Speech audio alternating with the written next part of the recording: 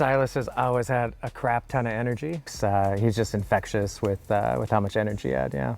He's someone you could depend on. It's like, we're both corners, so he's on an island, I'm on an island, so it's like, I know I can do my job on one side, and I know that I can depend on him to do his on his side. Silas is a unique athlete that has the speed and quickness to be a really standout player for us at corner. All right. Hi, I'm Silas Christensen. Is that good? I did football. My first year was in 7th grade. I didn't know anything about football at all. So I tried it, and it was something I liked because I like just the intensity and like constantly running and doing stuff like that. It was my first ever punt return on varsity. It was very special to me because I had a pretty good big return and helped out our team. It was very nice. It felt good. Those kickoff returns early in the year, when it clicks for him, when you're coaching him, going over the techniques and fundamentals, and then he does it right, you just smile. Finally getting a return made me realize that I just got to be confident in myself and just relax and just like focus in my assignment. You just got to go like fast, basically just being fast, no breaks, going as fast as you could. He's quick. There are not a lot of guys that are as fast as him, so you have little foo-foo running up the sideline, you know you're gonna score and everything. So when he runs with a purpose. He's gonna score. Like, if you make your blocks, even if you don't make your blocks, just give him like a little bit of time, he's gonna find that end zone, and we celebrate on that sideline. Just obviously grades, that's a big thing, That's like the number one. Sports is one thing, but you gotta get your academics down. And so, we really try to invest in making sure all three of those things, that is his relationships with people and his work, and then the sports that he does and his academics, they're all healthy, right? And so we think that's really important. I already have the skills that I need.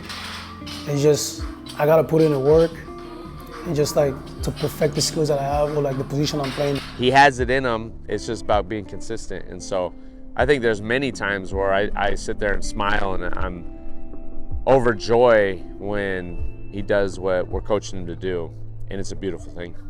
I don't really like expressing my emotion that much, but when it comes to my friends, they don't kind of like understand the kind of person I am. So when I'm just like sometimes just lashing out or just like angry or whatever, like the distance like themselves away from me and understand the reason why I'm acting the way I am, and just like more understanding. I think a lot of times, just in general, Silas included, just young adults let their emotions take over themselves at times. I preach energy over emotion. When you're making a decision, when you're reacting to someone, channel your energy and not act out of emotion. So I think he's done a good job of that. I think he still has times where he lets that creep in. I think football gives him a way out, somewhere he can go to like not worry about his problems on the outside. Like Coach Weddle says, once you cross those lines, nothing else matters. Once you get across that sideline, nothing else that goes around, your problems, struggles, difficulties, it doesn't matter anymore. So I feel like he uses football as a way to get out, relieve his stress, and just have some fun. Football and track is basically like a way for me to get away from my problems. Like if I'm doing like terrible in a class and stuff, and I'm very stressed out, or like just depression, dealing with depression, any of that, just coming to football or track, it just, my friends are there.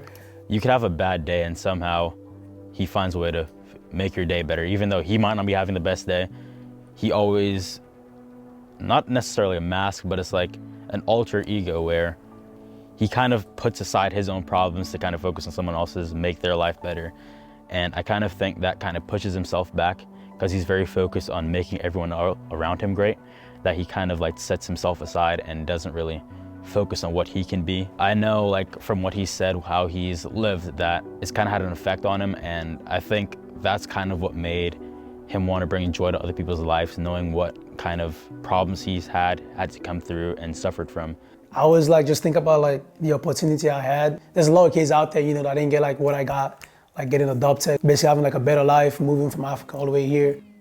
I was very disciplined as a young kid, because I was like, after I lost both my parents, I moved in with my grandma, and she She was a very disciplined woman. She has her own way of like handling like situations and stuff. Obviously I didn't like it, you know. I didn't really take it seriously. I thought she was doing too much. But like looking back at it right now, it really helps me like to become the person I am right now.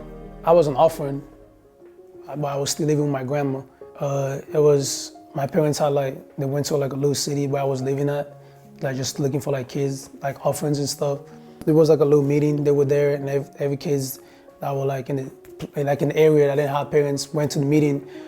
Only a couple of us got picked. So I was one of the lucky ones. I went to the orphanage, stayed there for I think a year and a half or two. And then my parents found out they go there like every 3 months or so to visit, you know, just to see, because they kind of ran the orphanage I was there, they ran it. We were working in this slum in Sierra Leone. It's called Mole Wharf. It's a place where there's about 50,000 people crammed in the size of a football field, and they'd been hit really hard with Ebola. We were there basically taking inventory of the kids who'd lost all their parents, and Silas comes in kind of after everyone else, and he was all beat up. He'd actually gotten in a fight with like 5 older boys. He'd held his own, but he wasn't in very good shape. His grandma was dragging him there so that they could get some rice. And my wife, who was running the program, she looked out and she saw him and saw that the boys were still giving him crap. And so she called him up to the front, and he came up and sat with us. They came to visit a couple of times, and like doing that, we had like a strong connection with like me and them. And I told him, I was like, I want you guys to be my parents, you know. I was like, I want to come with you guys, because they were about to leave to come back to the US, and I was like, I want to come with you guys. I was like, I don't want you guys to leave, blah, blah, blah. I want to be your kid. And she's like, oh no, I'm not, man. We already got 10 kids, and that's not gonna happen. He's like, yes, it is. And I was like, he was the only kid who ever like picked us. Them saying that it hurt, but they came back and then like they decided that they wanted me. So then they started doing like the adoption process of like filling out the paperwork and all that. Like a year later, you know, I'm going to America and all that. It was very nice.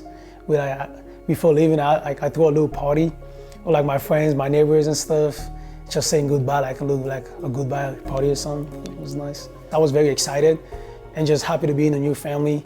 And like, you know, like meeting my brothers and sisters, just living like a new lifestyle. Basically, like my life was kind of like resetted. Okay, Silas, you know. Where are we? Are we San Diego? Of course. Of course. We're gonna meet your new brothers and sisters in a minute.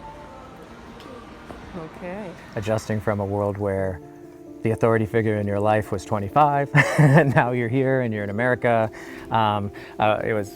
It was crazy. English is not my first language. I spoke like 4 other languages and stuff coming here. So school was very tough. I didn't know anything that people were learning, like the teacher was teaching at the school. I got here like almost the ending of 4th grade, like almost the beginning of basically 5th grade. And I had to adapt. There was a lot of times I get in trouble because I just didn't know how to like act in a new environment.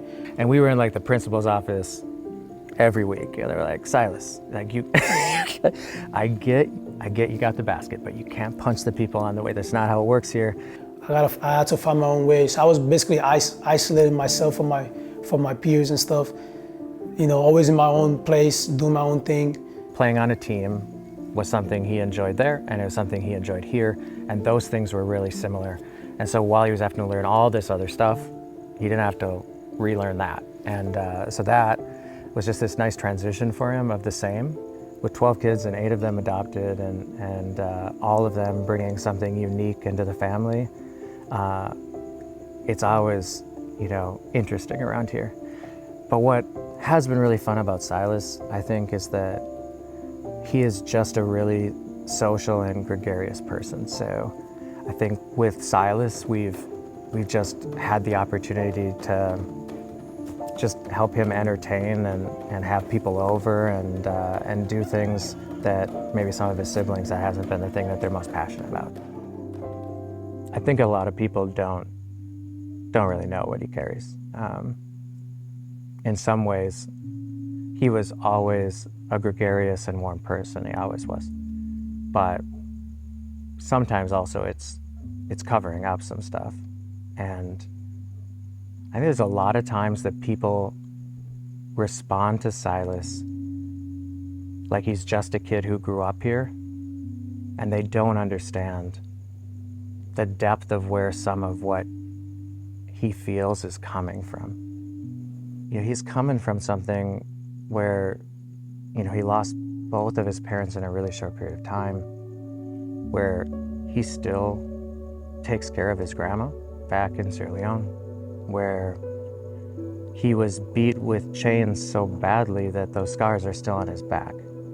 And so when you question his allegiance to something, how much or how loyal he is to something, or ask him to choose between his family and something else, you don't really understand what you're asking. And I think that sometimes gets missed on a lot of people. I'm always like, you know, grateful and thankful for the things that I get. It's just something I learned from my grandma. And like she always give me this saying that says like, you know, opportunity like only comes once. When you see it, you gotta take it. And that's, you know, I just be living with that motto or whatever.